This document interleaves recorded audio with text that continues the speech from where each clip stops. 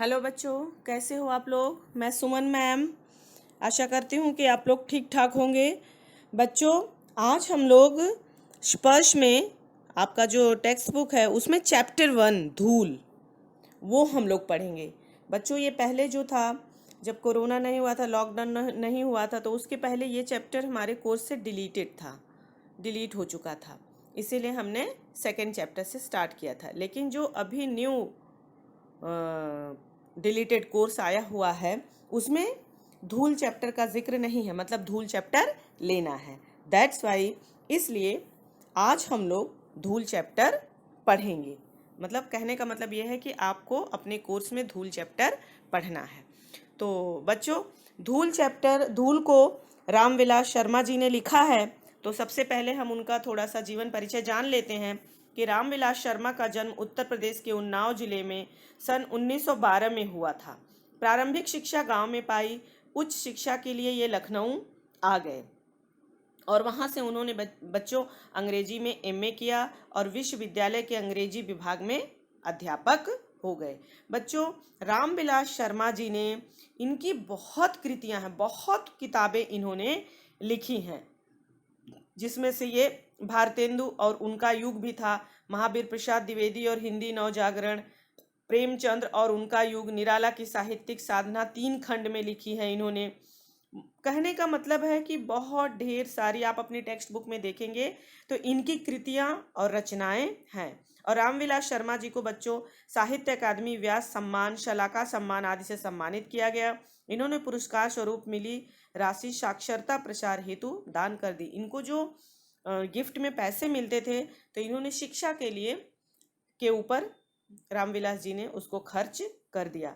इनके बच्चों गद्य में मुहावरों, लोकोक्तियों, देशज शब्दों, देशज मतलब जो गांव की भाषा है, गांव में जो प्रयोग किया जाता है उसे हम देशज शब्द कहते हैं।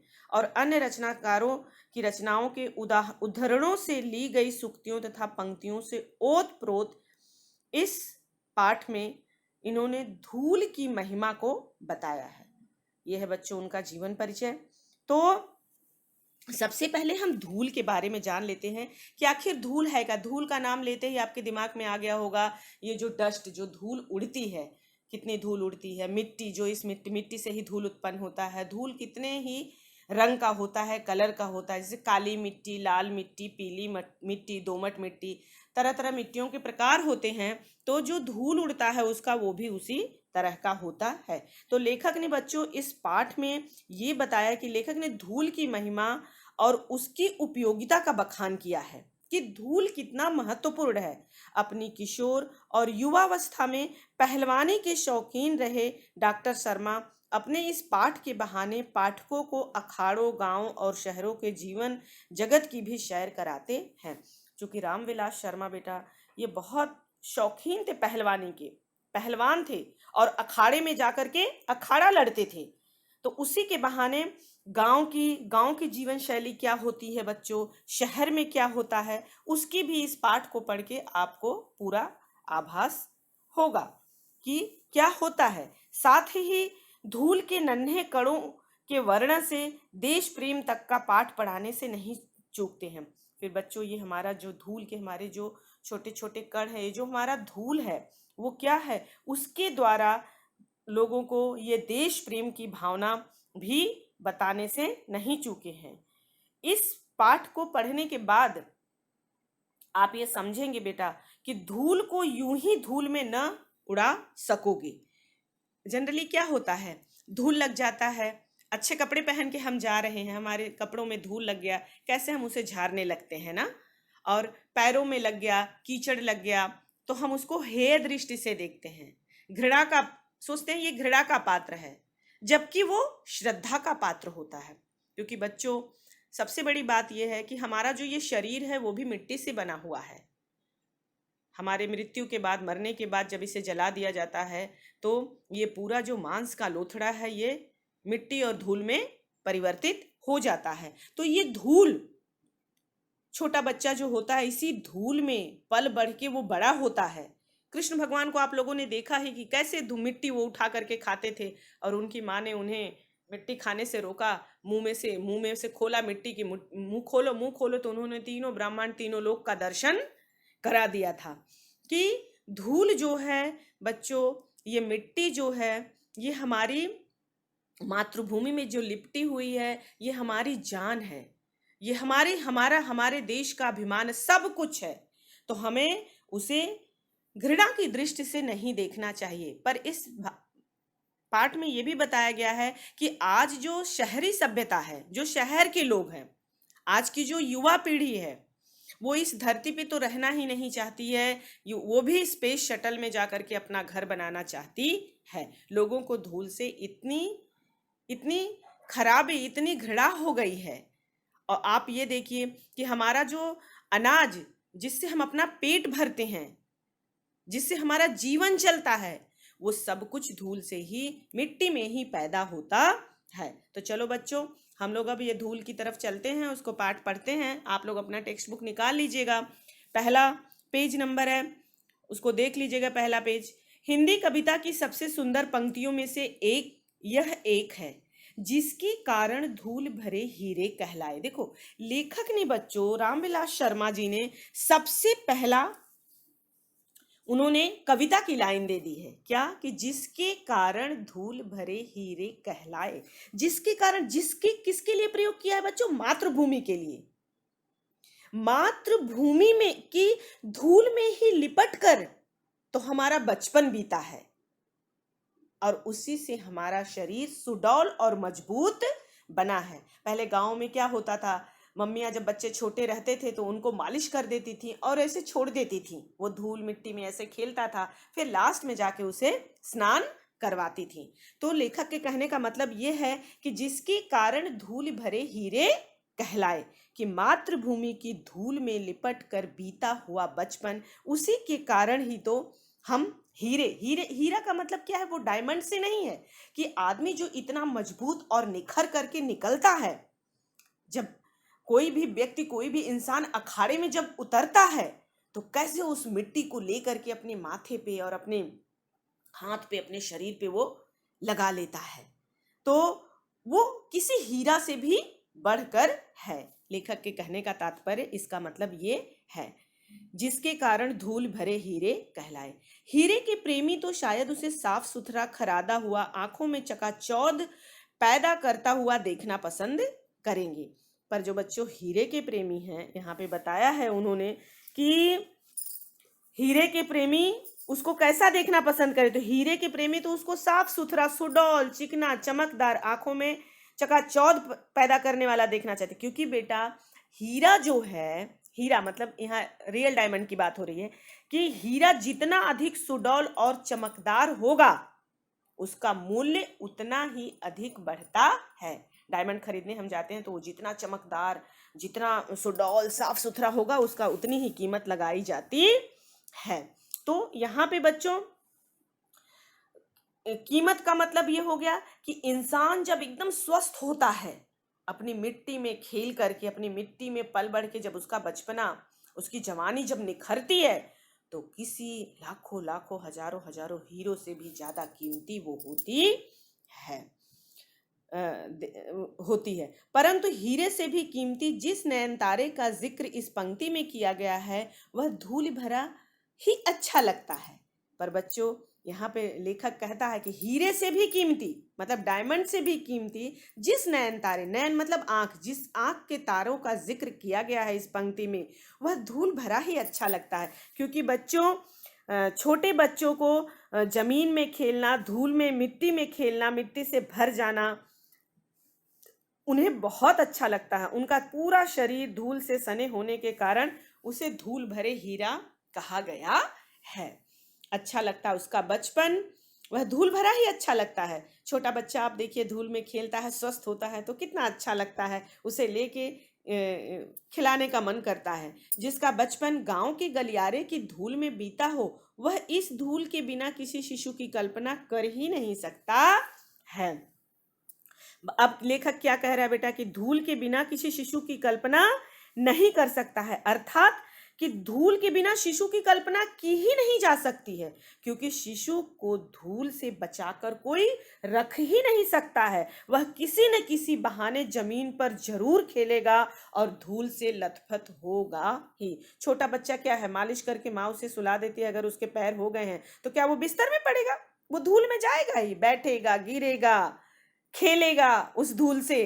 तो उनका कहने का मतलब ये है कि वह इस धूल के बिना किसी शिशु की कल्पना कर ही नहीं सकता, क्योंकि बिना धूल के बच्चा तो अच्छा ही नहीं लगता है। फूल के ऊपर जो रेणु उसका श्रृंगार बनती है, रेणु मतलब बच्चों वो धूल के कण।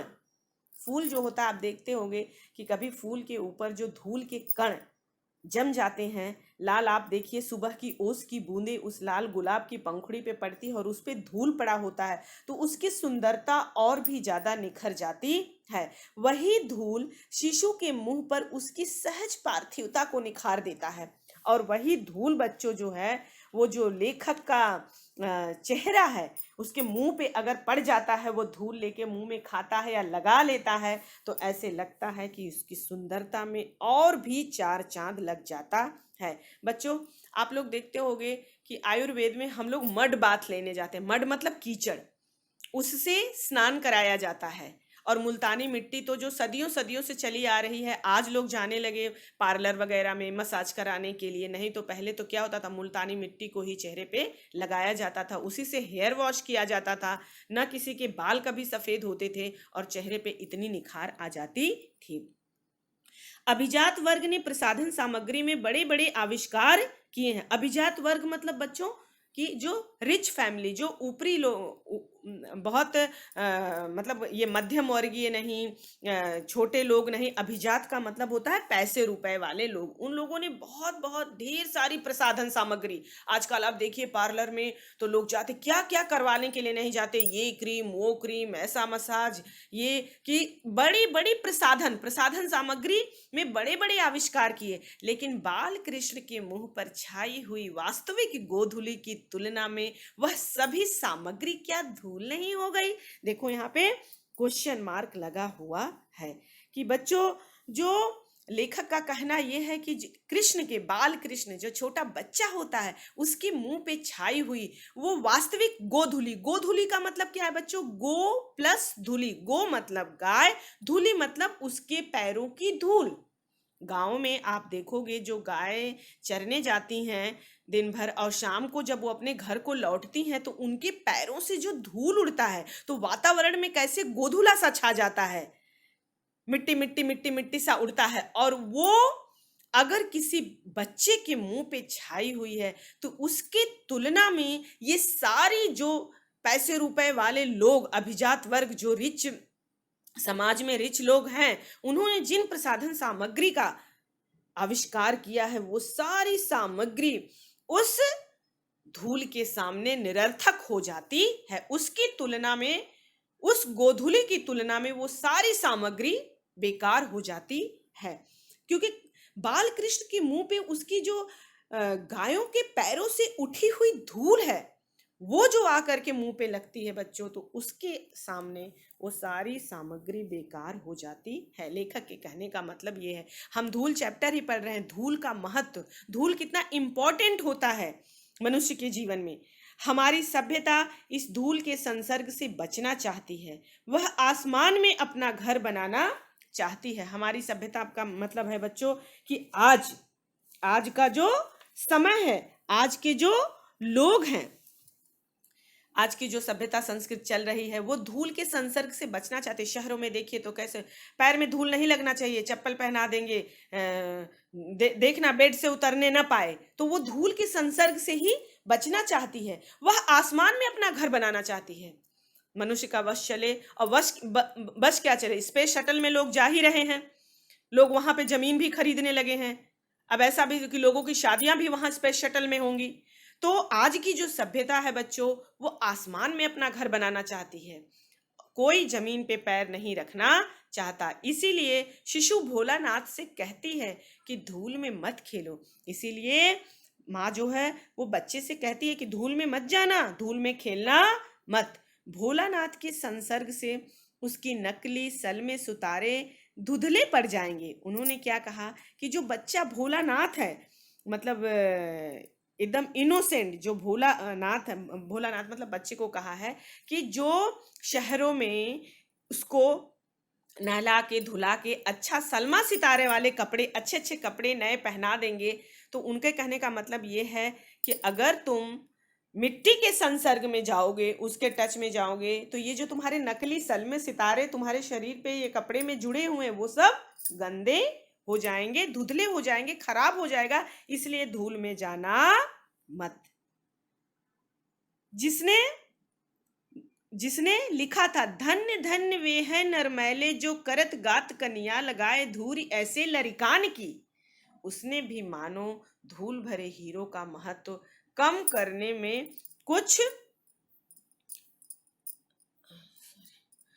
उठा न रखा है। इसमें बच्चों ये उन्होंने कहा है कि धन्य धन्य वे नर मैले, इसका मतलब है बच्चों कि जो गांव में, नर मतलब मनुष्य, जो गांव में लोग रहते हैं वे धन्य है।